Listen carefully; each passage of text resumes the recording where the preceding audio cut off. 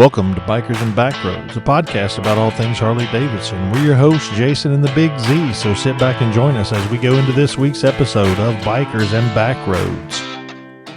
Welcome back, everybody. Thanks for downloading the most recent episode of Bikers and Backroads, the place where we talk about all things Harley Davidson. Whether you're new to the industry, new to motorcycles, thinking about buying your first Harley Davidson, or you're a seasoned rider, we think we've got something for you in every little episode we do. So if you've just found us, please feel free to go back and check out some of our older content. We are passionate about Harley Davidson and all things that it does and adds to our lives. Fun, mishaps, things like that. We're just real father-son out here on the road, riding, having a good time. But yeah, you can find us anywhere on social media, Instagram, TikTok. We're at Bikers and Backroads. You can find us on Twitter or X at BNB_pod. We try to be active in the socials. It's kind of hard where we've been gone and coming back. If you watched last week's episode, you realize we were gone for a week fishing. Since we've been home, you've gotten to ride. I did not. My ride plan of Sunday turned into power washing.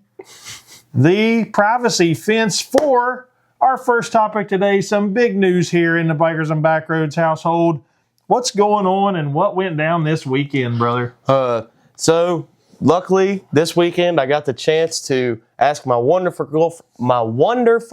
girlfriend that I've mentioned on here before, loves to ride with me.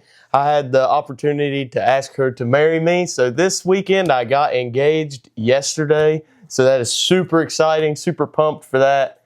And yeah, we'll try to hopefully maybe get her on here to talk about, riding and stuff more. So, yeah. Yeah, we'd love to get her perspective of things in here. And as we do some more riding, I think her twist on things would be great. Right now, she just cares that she has everything in the saddlebag she needs for when we stop, and she still can look great. Yeah. And is her music working in her headset? And let's just be honest, her headset's way better than mine. So we love it. We're happy to have her. She's going to be a great addition to our family. All things aside, Bikers and Backroads aside, she's a wonderful addition. We've had the joy of knowing her for multiple years, and we're just glad you're coming along board this crazy thing, Miss Ella. So welcome. We love you, and we are glad to celebrate that. So yeah, we power washed our fence and got our yard all cleaned up because after this yesterday happened, we had a bunch of people come over to the house for a surprise celebration. So my Sunday ride, it's 80-some degrees here, planning a nice ride last Sunday, and we just had to do some things to get the house cleaned up. But you did get to ride with Miss Ella. You met up with some friends, and what condition are the roads in? Are we getting any better? Are we getting any worse, or what? Yeah, definitely getting better. You know, we're away from the whole salting and stuff. We still had some cold days, so, I mean, you're getting water runoff more so in some areas, but we didn't come across any debris. It's West Virginia. There's potholes and dips in the road. There's probably some new ones from the winters that the road's falling in places. Definitely that, but I wouldn't even call that as something to look at. That's just something you expect if you're from this area in West Virginia. But apart from the debris and stuff, no, just wildlife. Yeah. I was surprised last week when week before last now, when we were in Florida, driving around even in vehicles that, I mean, they don't get snow and they don't have to salt and they don't, but their roads are rough in texture with a lot of potholes and rough areas. And I know it could just be trying to build a highway on sand and soggy areas. That's just a big swamp. That state's basically a big swamp. Yeah. So I'm sure road maintenance there is an issue, but it's nothing to pop out from a road that's pretty smooth. There's lots of trees and shadows, and you pop out of a shadow into a sweeping turn, and there's like half the lane just gone, like rough. Yeah. So you'd have to be paying attention. So as much as I think riding in Florida probably gets a bad rap, because where we were, I thought riding there would be great. Like just riding out through the sweepers and the live oaks. It was beautiful where we were. And I just was amazed that they still fight some road conditions like we see here. Yeah. And it's not from what causes road erosion here. So anyway. I mean, it was nothing down in Florida for those big sweeping turns to have like a lot of, not even, I guess you would call it gravel, but it's like the, rock dust and built up on the roads where you're like, I know that would be slick. You could feel it slick in your car. I know it would be slick on a motorcycle. Shoulders are soft there. The shoulders are soft. I think when people get on and off, they drag some of that on the road. So there is tons of that sand and loose right on the edge. A lot of places that hard white line wasn't painted very well. I mean, it just faded off, and it could be that dust that blows. It's very flat, but and no slam to Florida roads. When you go places and you're used to starting to ride, you look at weird things. I mean, with your industry, what you do, we're driving around and you point out everything in states that are different than regulations we see here in West Virginia or Virginia where you're covering, or up in Ohio. And we were actually down there with another young man who does what you do. And you guys had that conversation, and I was lost most of the time.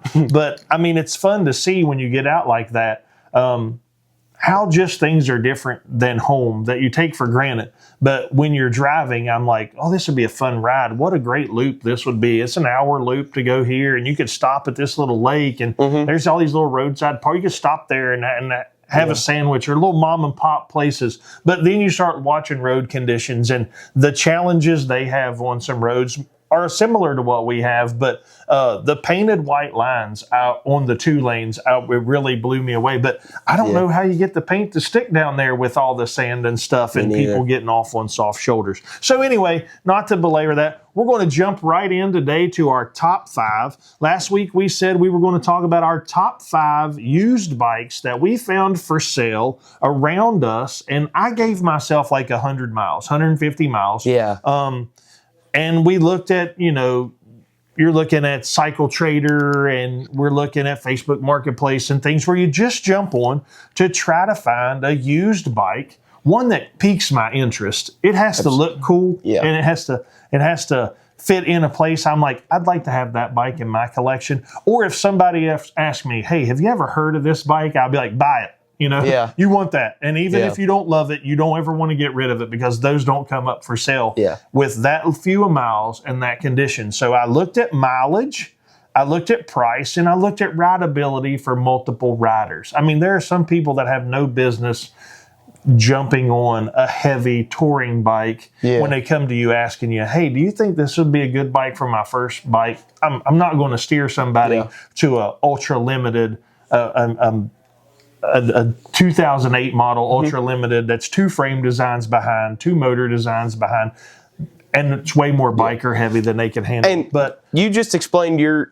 list and your thought process behind that. I'm really glad you did that, because this is where I think our list will kind of differentiate. But we even talked a little bit, and we found a lot of the same bikes. My bike, the bikes that I prepared my list for, was I just went through and I was like, what is just a good deal? Definitely the rideability thing. Like, what would somebody be able to ride the most? But I tried to really mainly focus on finding a bike for each category of I tried to find a couple baggers. I tried to find a couple small bikes, and I even have a bike like you said, though, one that was like, this is something you just would want to. You don't see them. That's not made, but great stuff. But really, my main goal on my list was, is this a good bike?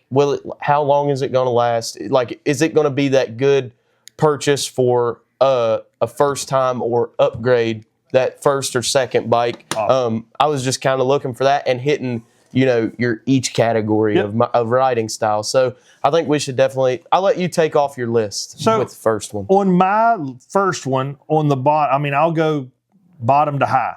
And this is going to stimulate, at the end, you're going to see we've got a new top 5 list for next week, because both of us had kind of the same premise once we saw some bikes in a price range. But anyway, I'm going to go tried and true. We have this bike down in the garage. This is a 2009 Dyna Street Bob. It's exactly your bike. It's black on chrome. I found it. It's like 60 miles from us. It had 18,000 miles. Yours probably is approaching 17,000, 18,000 miles. We've had no major issues with your bike. $4,600. Yeah. Great bike. If you're new to bike, and we love Dynas. Would I have to always have a Dyna? I don't think so. I'm just looking for what we have found as rideability. They're very popular. There's tons of aftermarket for them if people want to change them. The twin cam motor has some demons, but it's pretty bulletproof when you get those done. Yeah. You can put lots of miles on the this twin bike. cam is known as 100,000+ mile motor. It has some issues. That you just got to look for in the first 25,000 miles of owning it. So. That's when I would stop. Whenever I was looking for mine personally, and I'm sure you did the same, I even found some great deals that I didn't put on my list because it would be like that style bike, but it would be like 30 and 35,000 miles. Mm-hmm. Those bikes with twin cam motors, Dynas, Road Glides, Street Glides, that motor, there's plenty of those bikes out there for great deals if you're wanting to be okay with saving a few dollars ahead of time to get that bike, just being prepared to know you may have to do a bigger maintenance cost. But I will say, I think we're seeing those bigger maintenance jobs come down in price a little bit. Twin cams are super easy to work on. I mean, that was something that people loved. That's why they ran a twin cam for as long as they did. Ease of working on them. They are super reliable and bulletproof. But yeah, I mean, those higher mileage bikes are out there, but I was looking for some lower mileage, and those are still plentiful. Yeah, you can still find those. The big things in your twin cams with higher mileage, you've got a cam tensioner that's plastic. You need to upgrade that at about $25,000, and you've got the primary chain tensioner inside your inner primary that's plastic that it rubs on. Those are just fail points. And odds are when you get into those motors of that and you're riding them, and if you're a second or third owner and you're getting to that, you're looking at valve clearance and things you're going to look at anyway. You're in this bike for $4,600, $2,500 totally redoes that motor, and you're still under $7,000 if it falls apart. Yeah, you're not going to have worn out the belt. You're going to need some brakes and brake pads. There are things that you need to know. So if you go into buying a bike with just the budget of what the bike costs, I think you're setting yourself up for a problem. Yeah. If you're going to get a used bike, you got to say, this is my budget. And then you're trying to find a bike under that meets your needs to allow you the wiggle room to do the maintenance that if you do your research and your homework, you're going to know certain bikes in certain eras and certain time frames and certain motor concepts. Certain years, literally different years. Years have certain things that were either parts misses that the motor company tried for a year and it didn't work, and there is a super fix. Yeah. But anyway, what's your fifth? We'll go with your 5. Okay. Mine, I just made my list as a top 5. Yeah. I'm just they're not in like a top. One best or this is just 5 general. So I'll do bottom to top 2. My one that I found that was actually here in our hometown. 2016 Road Glide with 13,900 miles, Street Glide Special. Looked brand new. I mean, very good bike. And it was for $12,000. Somebody just needs rid of it. Looks brand new. You got 13,000 miles. 2016, still running the twin cam motor. But it's got a nicer, should have been a 103, yes. 107? Or maybe. But for $12,000. You can ride that bike for the next 10 years. Yeah. I mean, it's a bagger. It's going to accompany you. It's comfortable. Yeah. Street Glide's a great frame. You're sitting in it, not on it. If you've been around a little cruiser and now you think you're ready to step up to a bigger bike, or you're just wanting a bigger touring bike and keep your little cruiser, that's a great price. That $12,000 for that bike's a great deal. You probably could, if you searched a bunch, you could probably beat that. But if you know that's a local bike for us, and odds are we would know them or somebody that knows them, we could find out all the skinny on that bike with a couple phone calls, and it would be this is a good idea, or no, this is a bad idea. But for the eye catch, that's a great entry level bike. And I mean, this bike that I said, it looked brand new. It was bone stock other than pipes and bars. And the great thing about that is they're either going to be, hey, I wanted to change those, but now I can buy it and I'm not going to have to deal with it. Or you're going to change them anyway. Yeah, right, I mean, that's just the truth about it. That was something I kind of really thought about whenever I was looking at these. Was you didn't want a ton of stuff done to it. Some people do, but for my list, I was like, this is getting people into bikes, like our top 5, early season deals to get somebody onto a motorcycle. Those were I was looking for your more stock bikes, and I've got some that, I've got 1 or 2 on my list that didn't have a single thing done to them other than changing the oil. Yeah. And then I've got a couple that are, it's had grips changed, maybe the bars are changed, slip-ons, but that is kind of, I feel like if you're getting into Harleys, you should expect that to be done. Yeah. Because you're going to, most likely, 9 times out of 10, you're going to do it. Most guys buy a new bike, and when they're picking it up, they go home and order the 3 to 4 things they want to change already. You've got slip-ons coming. You've got a seat coming. You're going to change the bars, or you don't like your grips. Yeah. You don't like your floorboards. And a lot of times you go to buy that bike, and that guy's got all the stock stuff in a box. Yeah. And you're like, great. So now you get that bike and you get it home, and you don't love those handlebars, but you put those handlebars out on Facebook Marketplace with that riser, and somebody brings you $100. Okay, that helps you get to the bars you want. Or you say, I got the stock ones and these for $150. You can start not having a stockpile of parts in your garage and keep moving on from things of that nature. But awesome.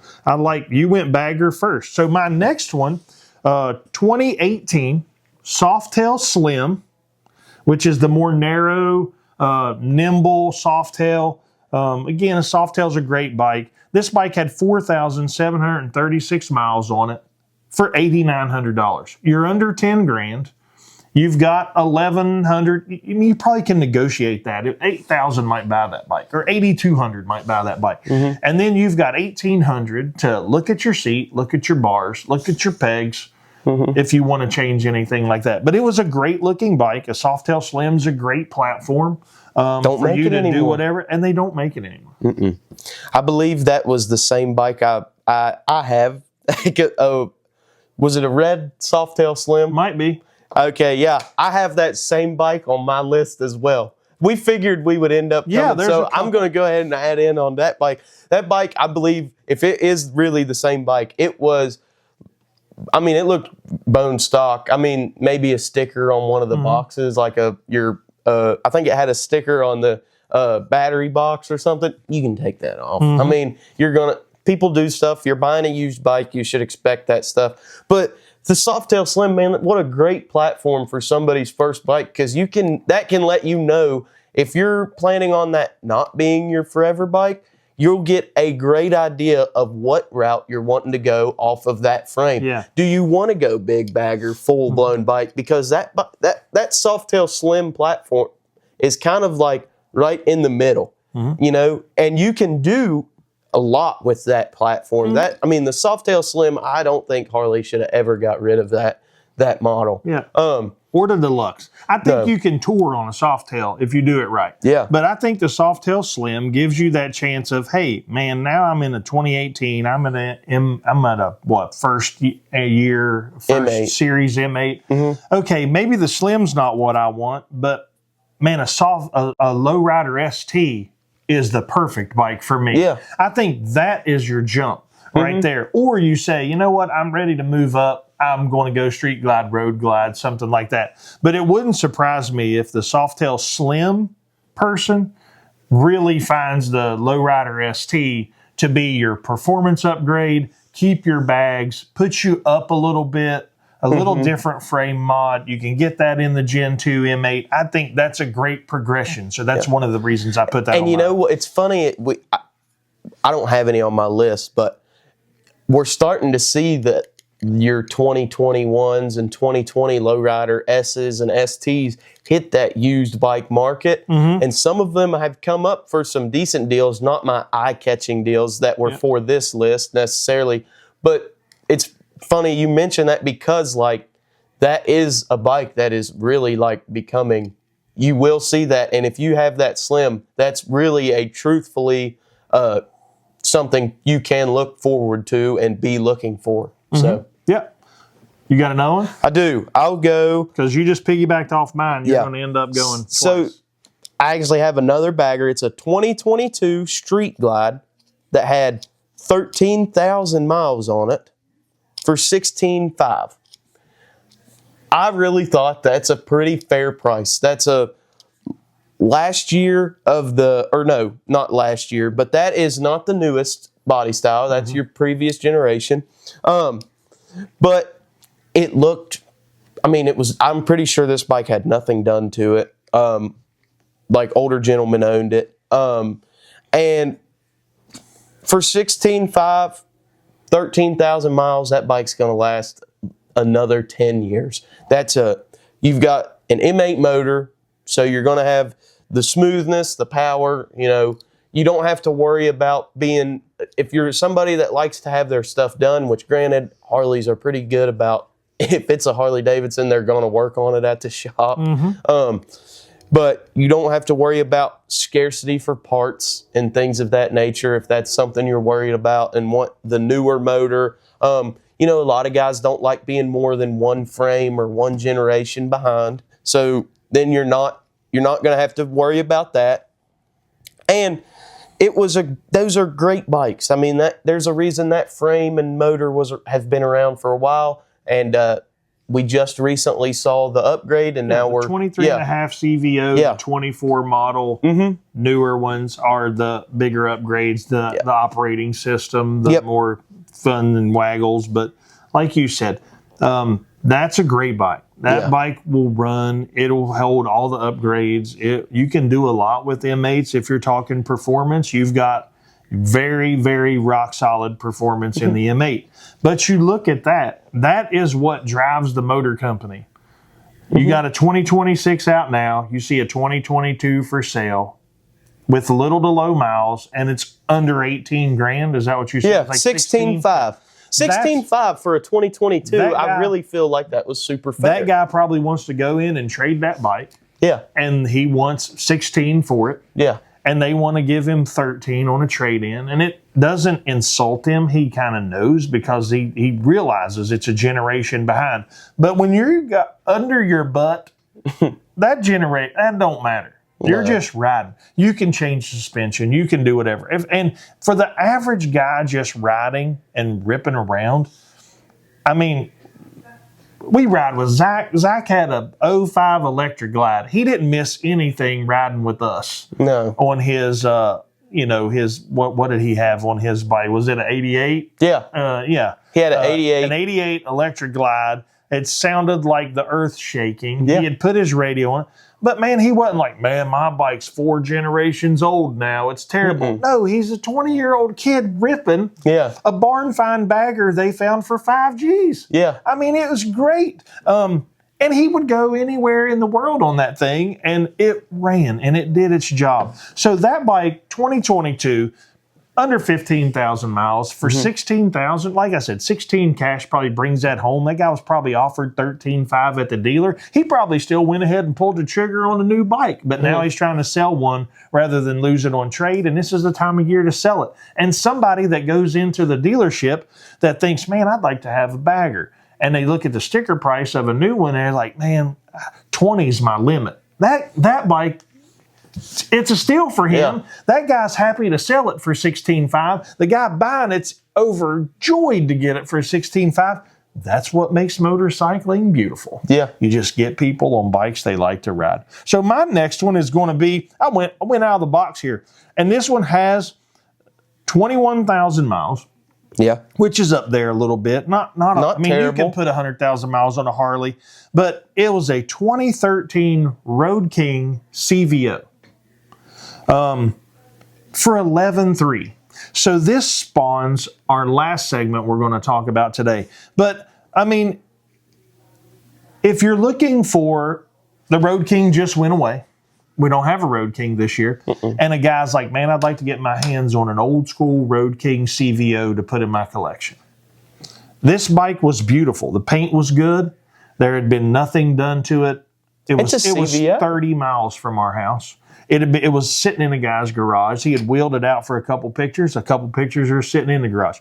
I mean, there's no drips under it. It's great. It's a great bike.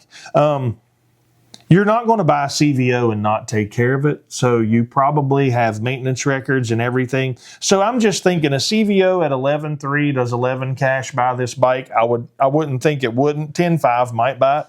But for a CVO of a model that isn't made anymore, again, you're looking at 2013's probably a twin cam. Yeah.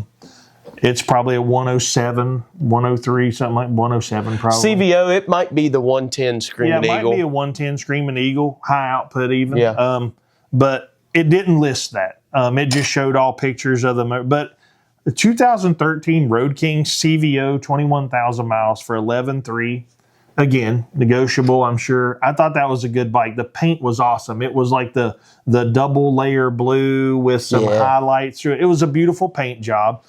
Rims not pitted, headlight bezel not pitted, nothing. No scratches on anything. The guy in the camera showed a video of where there was like, he called it a little chip by the starter switch. I swear on the video you can't even see it. And I mean, a paint correction pen probably fixes that. But he was being overly just honest about it. He's like, small paint chip. And I don't know, it looks like maybe he was putting his phone on a phone mount and it fell off. I mean, it doesn't look like it even was a chip in the paint. Guy was being so brutally honest about it. But I thought that jumped out at me. A 2013 CVO for 11.3. Here's the deal. You buy that bike and you realize it's not for you, you're going to be able to resell it quickly because, one, Road Kings are gone. CVOs always sell. So, next one. So my next bike is a 2008 Dyna Wide Glide that looked like it was the same, meticulously taken care of. The guy who owned this, the posting was it was a dude who said, selling for a friend. Sometimes that can be shady, but there's a video of them starting it up. You can tell he's selling it for a friend that's very elderly. This old man probably had bought this bike brand new. I actually think in the listing it said that, like in the description, it was a one-owner bike. I mean, this bike was off the showroom floor quality. They take a video of him. He grabs the header right up at the jug. And he's like, it's cold, I promise you. Hits the starter button, one turn, boom, fires up. It sounds great. So 08 Wide Glide, 16,000 miles. Probably very easy ridden, like loved on 16,000 miles. For $6,500 bucks. Steal. Dude, that's a great deal any day of the week. I mean, I wouldn't be scared of 96. A 16,000 mile bike. Yes, 96 cubic inch. Fuel injected because it's a 08 to 07. Harley went all fuel injection. And 16,000 miles on that motor is nothing. Like I said, it appeared to be very easy. Like I said, 6,500. 6,500. If you take it to a guy and say, I want to go through this motor and fix everything that's known to be bad with a Dyna, you're in and out of that motor under 2,500. You can do a cam job. You can do oil pump. You're going to do cam chest and oil pump if you crack that to change that cam tensioner. You're in there already. The oil pumps fail. Put a new oil pump in it. You can even check the motor mounts. I mean, that's not even an expensive job. But that primary tensioner, I mean, you're going to make sure your cables are good. You don't have any dry seals or anything. But I mean, $2,500 on top of that, you're $9,000 in, and you got a bike you're going to keep the rest of your life if you want to. Yep. I mean, for real, that was honestly, that might be the best deal I found. You can buy that bike and ride it right now and just prepare to set money back to change some things through the winter. Yeah. My next one is this was a steal. 2008 Heritage Softail, 1,681 miles for $8,800. You can tour on a Softail. It had the leather bags. It had the studded bags. I mean, it looked like everything a Heritage Softail looked like when I was growing up. That's not my favorite look. It came with the detachable windshield. It had the big 3 headlights across the front. It was beautiful, well maintained. 2008, you're rocking the twin cam again, and fuel injected. But 1,681 miles. I mean, That's like when I bought my bike, it had 1,086 miles on it. Yeah. But this bike, again, in this picture and video, they started it up. It ran, no rattles, no tings, they put camera down by the motor, no tings, no rattles, nothing. Exhaust didn't have a rattle in the brackets. They did all that. It sounded great. Looked pretty stock, nothing done to it. And I believe it was a lady that was selling it for her father. And, in that situation, he may have bought that bike years ago, planned on riding it, rode it on weekends.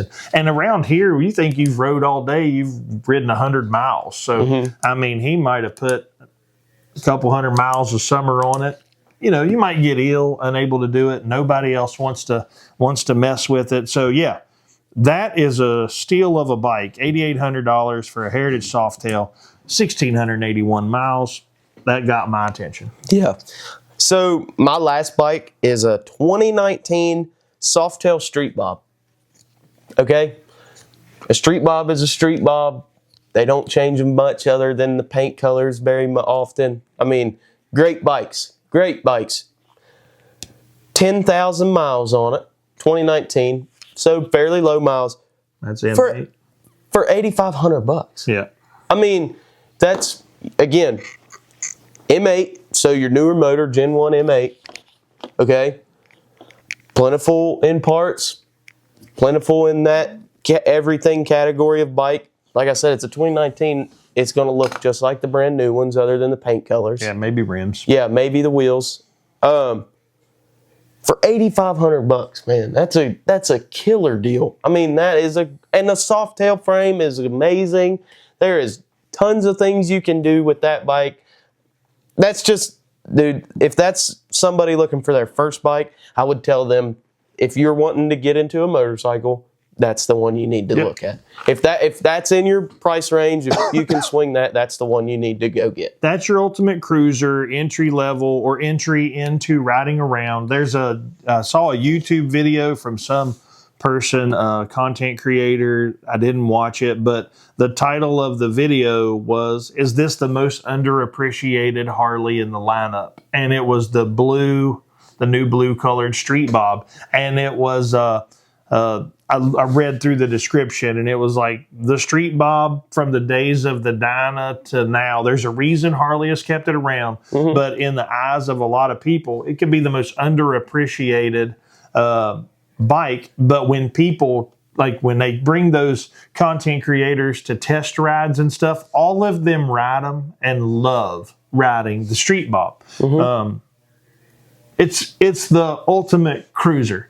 A lot of people's first bikes are Street Bobs. Bar hopper, street cruiser. You throw that thing up in the bed in a trailer, and it's your cruise around where your baggers might not fit in there as much. You can throw that thing in the bed of your pickup truck and go south and ride it. And it's not that hard. They're 600-700 pounds, but it's not the 800 or 900 pounds in the length of the bagger, and it can be lighter if you want it to be. You know that, and I know that. But Street Bob is a great platform. An easy adjustment in the seat can push you back 2 inches to give you that leg clearance. Easier to go forward controls if you want on a bike like that. Bars are plentiful. Your rider triangle, they have a terrible seat from the factory, so the first thing you're going to do is put a seat on that. They got that solo seat. Oh, yours was terrible, I remember. Well, my last bike, and this is probably not for everybody, this one jumped out and got Jason's attention because Jason would love to have this bike in his garage just because they don't make this anymore. They made it for a very few years. You don't see a lot of them for sale, but around us there was a 2008 Harley Davidson Softail Crossbones Edition, last true Springer front end on a Harley. It's got 20,000 miles, so you got typical twin cam, your 20,000 mile maintenance coming up. We've mentioned it 2 times. $8,500. Yeah, that's a steal. For $11,000, you can have everything done on that bike, and it already came with the seat upgrade from the Pogo single seat. That's the only thing about those I hated, but you can change that seat. It had a nice 2-up seat, but But man, the paint was right. The wheels were right. The Springer was polished. There was not a scratch on this bike. And whoever had it knew what they had. But it wasn't overpriced. That's a very fair price for that bike. They're just sought after by people. Yeah. It's like the bad boy. Yeah. A ton of people want the bad boy. If you can find a bad boy, buy it. If you ever need money quick, somebody will always buy your bad boy. Or your FXR. Or an FXR. But you can't touch those right now. Everybody's FXR they think's worth $30,000. But anyway, the Crossbones, if you don't know what that looks like, man, it looks like if you think about Harley Davidson Cruiser, it is a soft tail.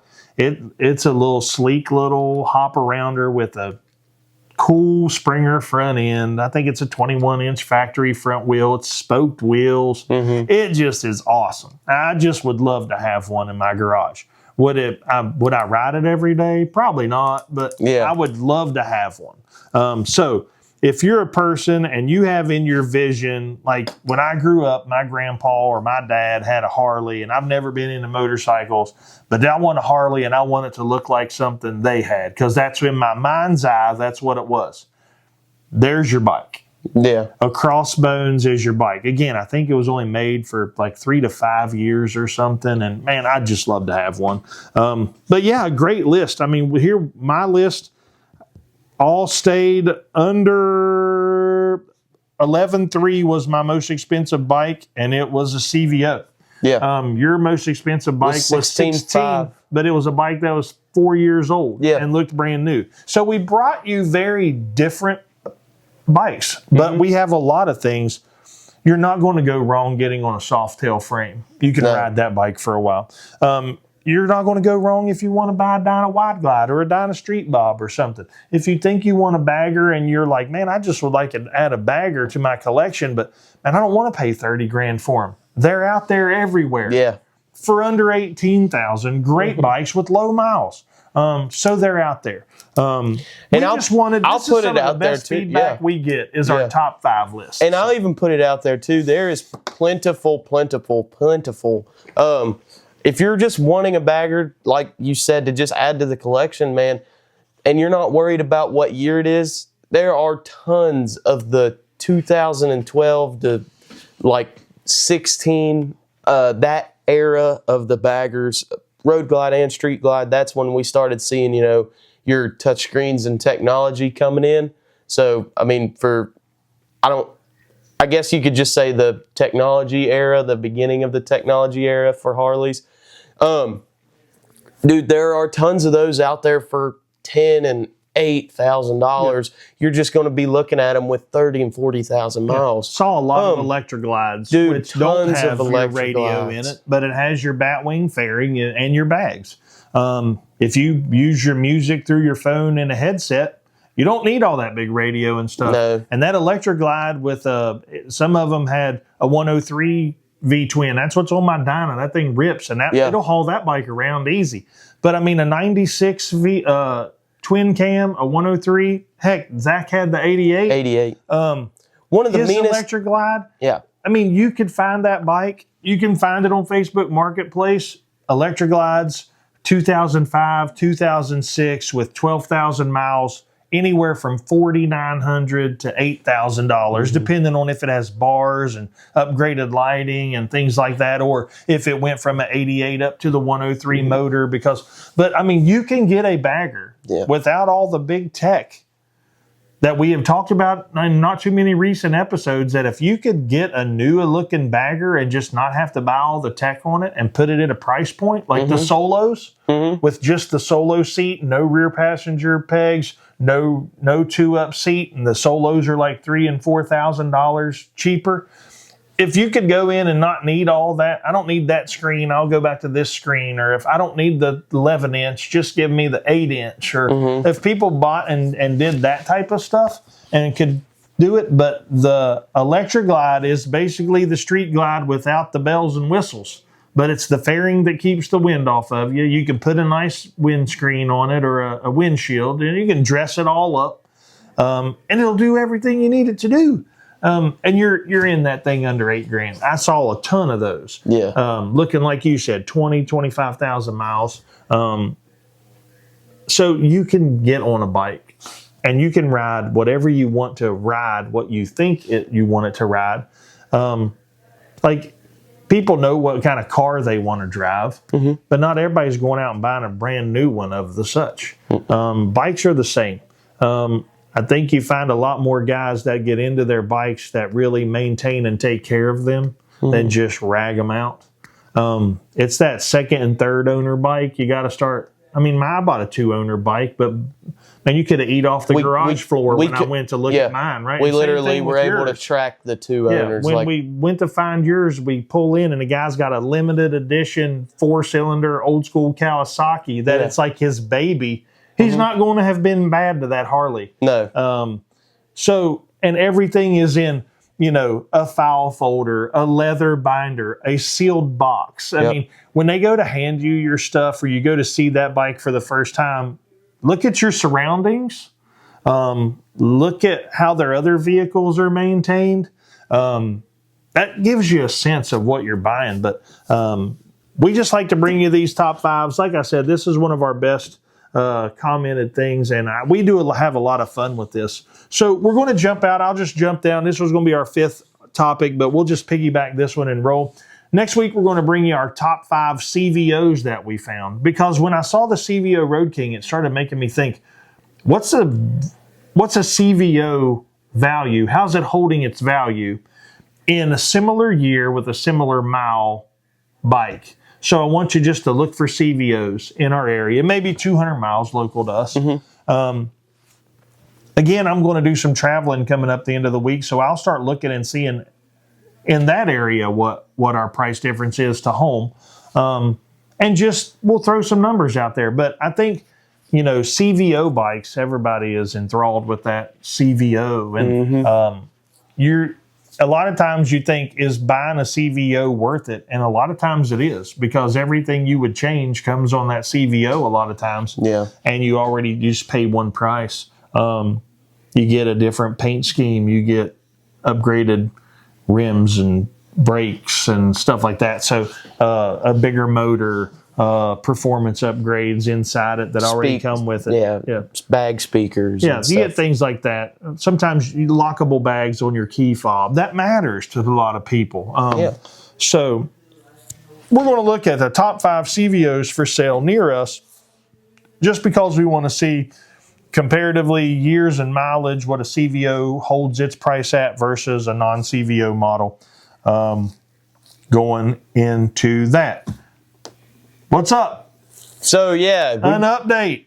We have a decision on some wheels and tires. Yeah. So, definitely making a decision on wheels and tires. Was trying to look and see if I could find some OG, was old, new stock or used, not beat up, like just, spit shine them and they'd be good to go. Harley wheels, wanted to go mags, but decided, and I believe I'm going to go on an aftermarket route. So we've got some wheels picked out back and forth between, but those will be ordered and coming soon. And we know what tires we're going to go with, done some more research, talked to some people in person. We've already mentioned that. So I believe I will run the Shinko 777. I've heard a lot of good things. I'm wanting to try them myself now because I would love to be the one on it. Like talked about Dad's tires. He needs to get those on. Hopefully I can get those Shinkos in. But we could be able to have a hand-in-hand test of a expensive, well-known tire and your budget-friendly, well-known tire, and see how they hold up. We know some things going into us of what is going to be the differences, but I would just love that we are going to be able to have that, chance to show. Do you need to go this way, or can you have a little bit of budgetness? I mean, your tires are your most comfortable. Yeah. You do not want to run a $20 tire on a $40,000 motorcycle. I can tell you that right now. But Shinko's been around. It's been known. There's tons of guys that run Shinkos. We will have that comparison. I know it's been an age-long thing. Oh, Shinkos, some guys love them, some guys hate them. So we'll be able to test that out. We're going to run the 777 Cruiser tires, and they are going to be white walls. But the wheels, I'm going to keep that a secret, and we'll show y'all whenever we see them for the first time. But that's going to lead into the safety tip for these. So, wheel bearings. If you're buying new wheels, used or not, one thing you need to pay attention of is, do they come with the wheel bearings in the hub already? And if they do, then are they brand new? I mean, if you're buying used wheels, you should want to be able to know if those are brand new wheel bearings, if they're pulled off 20 years ago because wheels were changed on that bike and now they're selling the stock wheels. I'd probably be prepared to change those wheel bearings before I put those wheels on my bike. Yeah, cheap and easy. Buying new wheels, you are going to have to check that. Make sure that they have wheel bearings in them or don't. So you need to be prepared to either buy and install wheel bearings or not. Pay attention to what size they are, and your hub. You got to make sure you're running the same hub. Like I know mine is a 1-inch hub. You got to be prepared to know those things, and your rotors. Running stock spacers. Yeah, are you running stock? Yeah, you got to be able to know if it's going to need shims and spacers and all that stuff. Are you going back? Are you sure that is the same measurements as stock, or are you going with a new stance? Is it going to throw your speedometer and things off? You've got to be. This is things you need to know because it can affect the way your bike rides and handles and performs. And the biggest thing with that too is brake rotors. This could be a very personal preference thing, just like the wheel bearings. They might be fine if they are used and the guy can tell you, oh, they don't have very many miles on them. I'm probably just going to put them in. And they might be a mechanic out there that'll tell you that you don't have to do that, you're wasting money. But that is a peace of mind thing that I would recommend somebody to do, that I'm going to do for myself because I know they'll be new. And brake rotors. I mean, I don't really see the point of putting an old brake rotor on a new wheel, especially because that brake rotor could potentially be warped and things of that nature. It's probably something to do conforming to the older wheel. You never know, but if you're going to put new wheels on, you might as well go ahead and look into upgrading that rotor. Unless it's brand new and you just changed it. I mean, I get where that could be different, but if it's old rotor on a new wheel, I would prefer,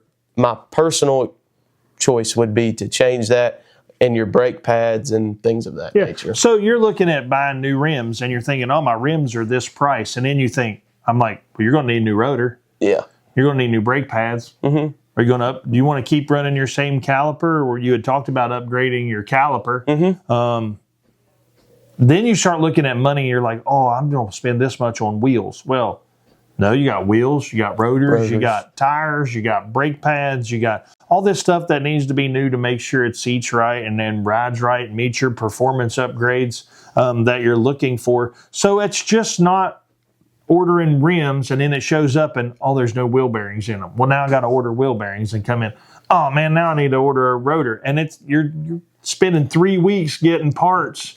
Do you have dual front discs? Yeah. Make sure you don't have to do the dual disc hub upgrade. That's something I just had to look into because I don't run a dual disc, but I'm going to have to make sure they come with a single hub, not a dual disc hub. But that's just things when you think, oh, my budget for my wheels is this. And then your wheels come in and you didn't allow for the rest of the putting it together to keep it looking new and good. And I mean, you don't want to buy a brand new rim and put a crappy looking rotor on it.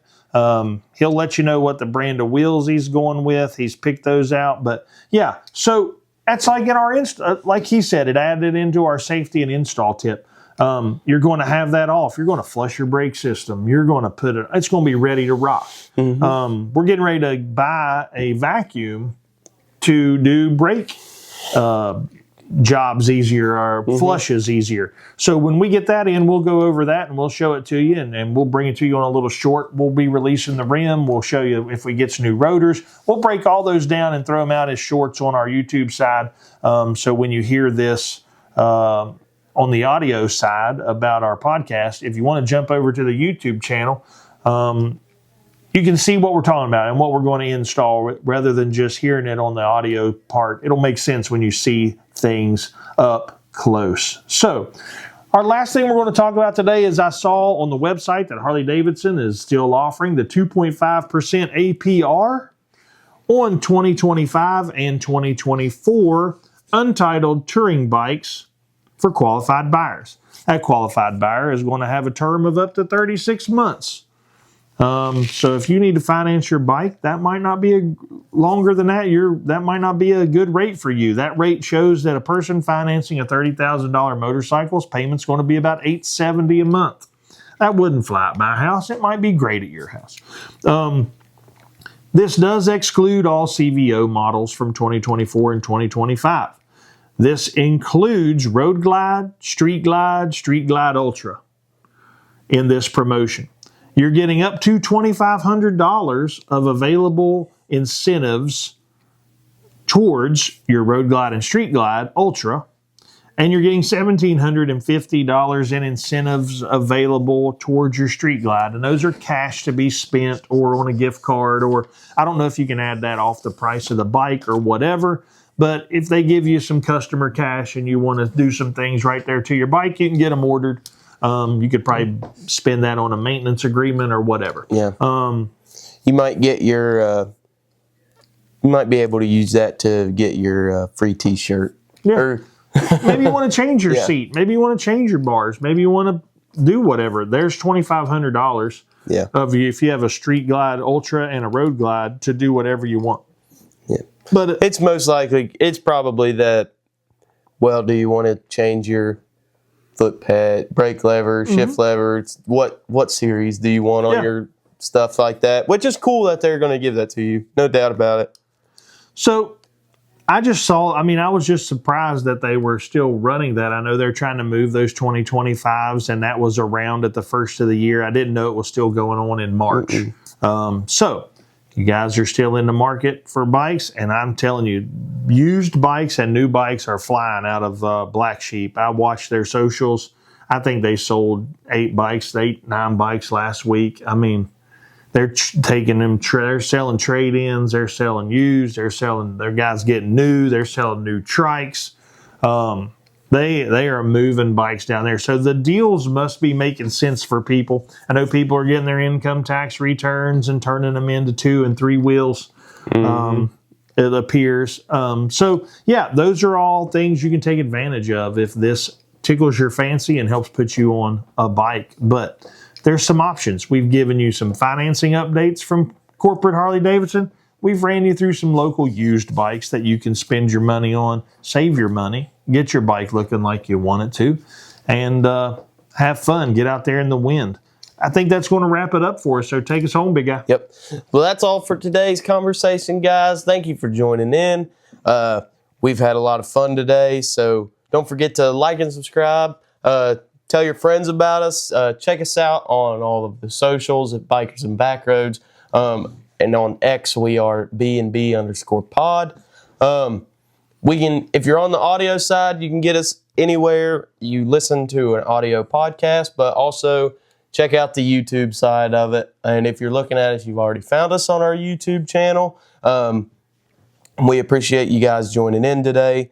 So, yeah, y'all stay safe, and we'll holler at you later. You riders, be safe, be blessed.